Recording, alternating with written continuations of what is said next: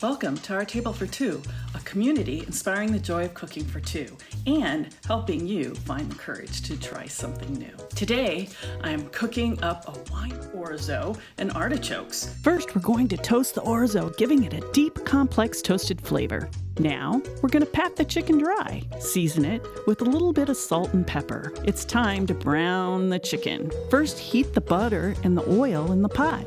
The chicken is brown, and now let's stir in some garlic, oregano, red pepper flakes. To get that brown bit goodness that's on the bottom of the pot, we will deglaze the pan with some white wine. Add the orzo and stock, and now we're ready to nestle the chicken in with the orzo. Add some lemon juice and zest, layer with olives and the artichokes, and place it in the oven for about 13 minutes. Finally, we will garnish it with some dill and feta. It's ready to serve.